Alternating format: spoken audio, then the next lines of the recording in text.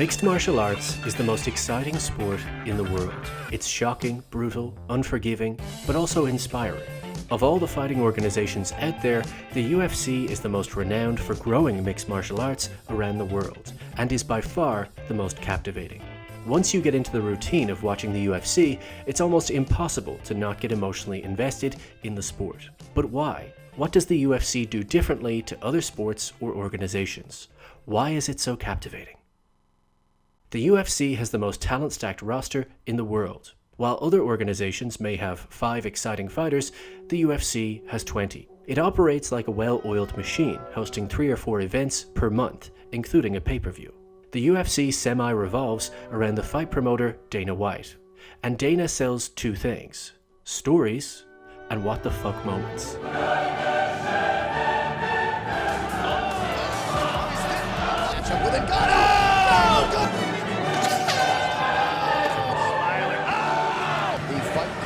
Brought to you by Modelo.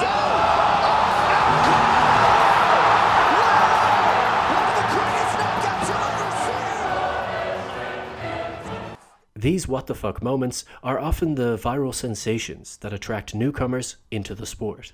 But the story element is what gets us genuinely emotionally invested on an ongoing basis. Promoting only means one thing: storytelling. Promotion is nothing more than the ability to tell a story. If you meet a great promoter, all that means is that he was good at telling the story. Just like any story, it's about the who, what, where, when, and why. And it starts with the who.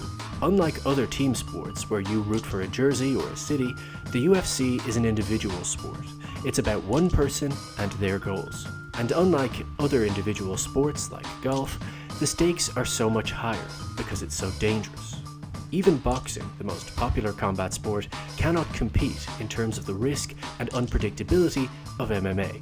And the UFC does an amazing job of getting the public emotionally invested in their fighters.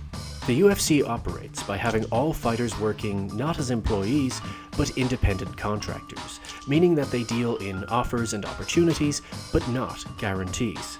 If they don't want to fight, they don't have to. You're given the opportunity to fight on a huge stage, and that means that you're given the opportunity to make yourself a star if you use their platform the right way.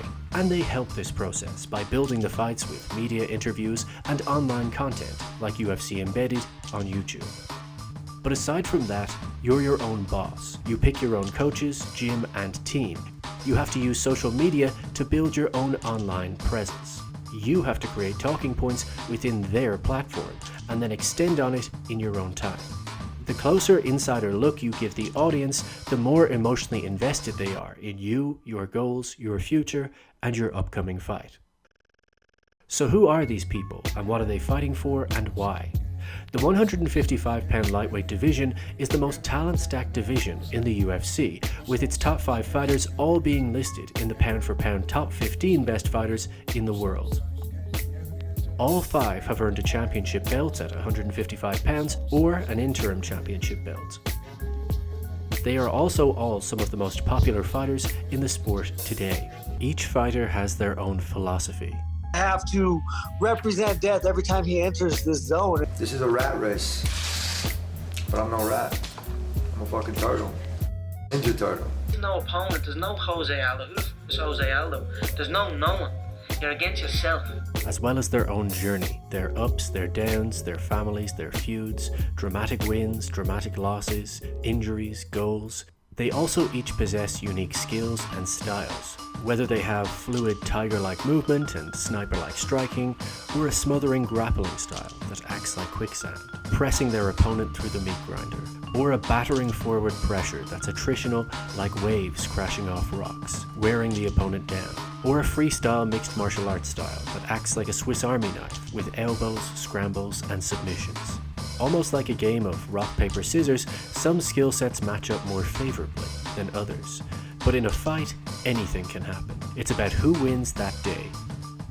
From their fighting history, we know how much dog they have in them, whether they have a weak chin or gas easily. So while they are always honing their skills, their strengths and weaknesses are visible for anyone to see. The fighter's goal is to fight their way up the UFC rankings to a title shot to become champion. But then it comes to the why. Why do they fight? What's interesting about MMA is that for a sport that, on the face of it, is about brutality, the fighters often live traditional conservative lifestyles. Most have wholesome family lives that motivate their every decision and inspires them to persevere and overcome their latest adversity. Oh no! We have made a boo-boo. You had a boo-boo, Dad? I just want to go see my kids. I got 5 at home.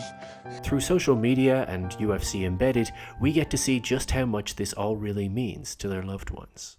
Hey, is Daddy gonna win a new belt? Yeah!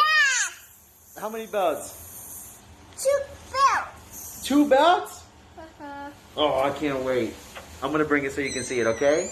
I'm gonna bring it home for you. These insider looks help us to connect with the fighters on a human level. We get to know where they came from, who inspired them, and what they have lost along the way, which is often a fascinating story in itself. Some fighters sell their fighting gear to raise money for charities, and others fight to build a legacy in the sport. And now we take those characters that we know so well and we test them against one another. You could put any of that top 5 against one another and the story writes itself, with so much on the line, because to defeat any of them is to steal all of their achievements and reputation up until this point. The pay structure is another thing that captivates an audience's emotional investment. As things stand today, most fighters get paid to show and paid if they win, meaning that they may receive $100,000 to show up and fight, and if they win, they receive another $100,000. They also may win the Performance of the Night bonus, which adds another $50,000 to their pay. But this is why a loss is not only devastating in terms of your career, but it's also a financial setback. We literally know the family to whom that money could have gone. But instead, now the fighter has to recover from the loss and fight someone even lower in the rankings just to get back on a winning track, before they can climb the rankings again back towards a title shot. If you look at a sport like boxing, the biggest stars are paid so well that they seem preened and unrelatable. But the UFC fighters, and even the biggest stars, are not paid extraordinarily well. For a few minutes work, sure, it's nice to receive a 5 or 6 figure paycheck, but the intense training, the preparation, the sacrifice, the risk of a potential career-ending loss any time inside the cage makes UFC fighters' pay average at best. Unless you're champion, your pay is likely not that good in the UFC, but once you become champion, you get a cut of the pay-per-view. But every fighter is in a difficult negotiating position, as the company also has such a stack of talent that every fighter is competing against another for the same opportunity. In boxing, it takes years to build up a fighter's name and reputation and to ensure they never lose, just so you can make one huge fight where everyone gets paid crazy high amounts of money. If a boxer is injured for a title fight, they'll just reschedule. They would never even consider replacing an opponent. But the UFC is a pressure cooker of constant change and adaptation, as they have the most talent on the books, all hungry for an opportunity to become champion and fulfill their individual destiny.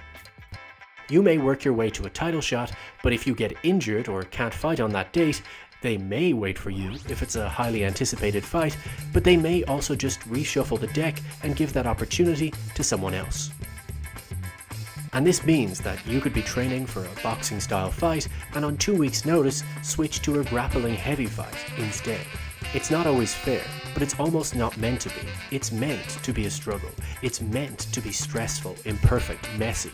Everything is a fight in the UFC.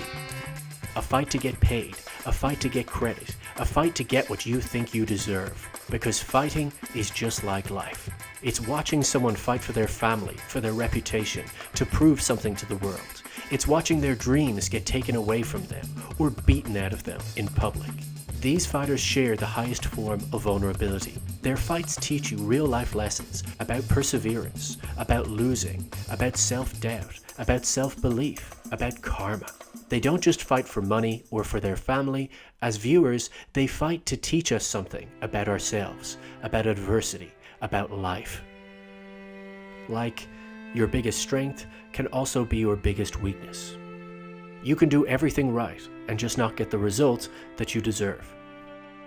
That you should remain humble, or life will humble you. What's so captivating about the sport is that once a fight is announced, the wheels are in motion and speculation begins. Who wants it more? Who can cancel out their opponent's strengths? Who is more technically skilled? Who has taken more damage recently? Who has ring rust? Where are they psychologically? Is this just a paycheck to them, or is there true motivation here? They film the behind the scenes, and both fighters are supremely confident that they are living in a story that ends in victory. And so when I beat George on Saturday night, then that's going to set up a title fight between me and Marty. It's not like personal. I just want to break his face, man. One is right and one is wrong. They both know that, but they don't know their role yet. We watch them behind the scenes, doing interviews, hanging out with their team, and the fight just sort of looms over these happy scenes of prep and anticipation.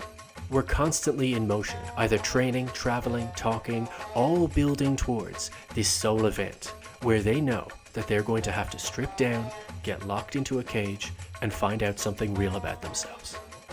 No matter how much preparation or expectation is involved, the fight could last 5-minute rounds or 5 seconds. What happens in that cage is what defines the results and the direction the individual fighter's career goes in, but our emotional investment comes from everything that leads up until that walk. We follow the story, we listen to the interviews, we speculate. The drama, the ups, the downs, how much is on the line, how they could change their life and their family's life with a win. We know what it means to them. We know what it means to their opponent. We know what skills both bring to the table, but we also know that there can only be one winner. And when that cage door closes, there's no more talk, there's no more prep. The world falls silent in anticipation.